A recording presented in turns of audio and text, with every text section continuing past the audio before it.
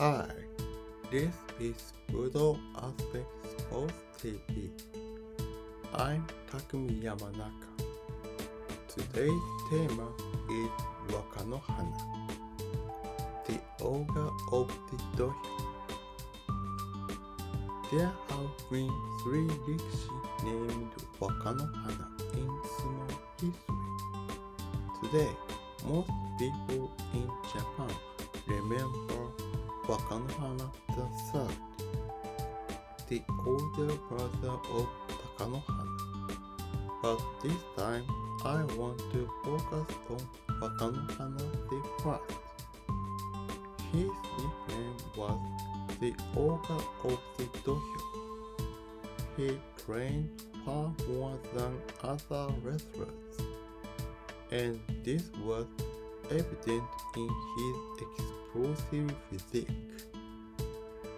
Also, his height was average for a sumo wrestler of his era. He possessed overwhelming strength as a yokozuna. As he himself said, I specialize in throwing my opponents rather than pushing them out. He preferred throwing technique.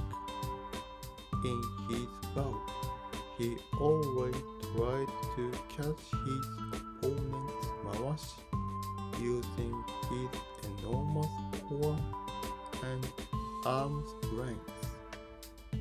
Once he secured the grip, he often pulled the opponent's chest close to his own. At the same time, he drew the opponent's center of gravity toward himself.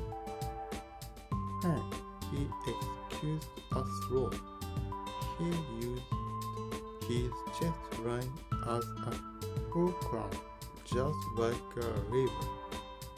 Because the two centers of gravity were brought extremely close together, his throws were highly effective, even against much larger opponents. In fact, his chest line functioned like a radar, allowing him to read the flow of his opponent's power.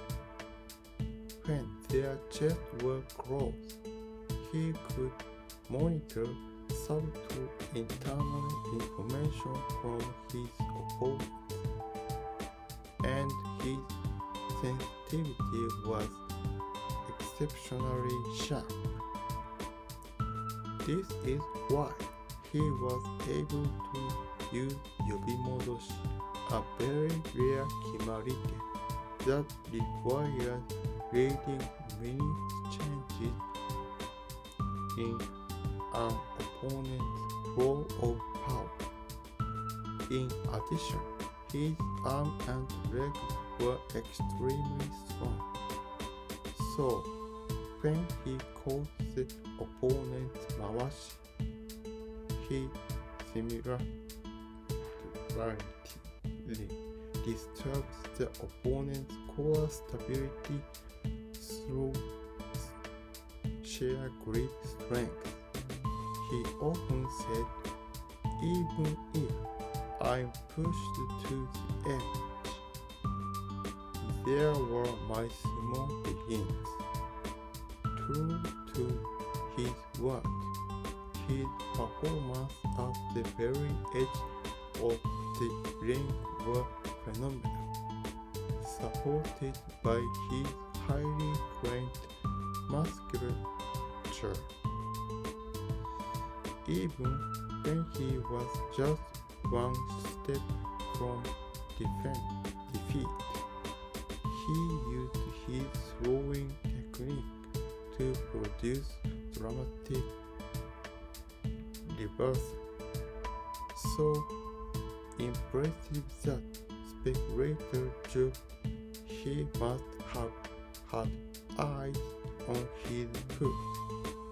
His sumo was deeply calculated and technically refined. Rikishi with this level of technique are rare today. We want to see more wrestlers like him. This is Budo Aspects Post TV. Thank you for watching.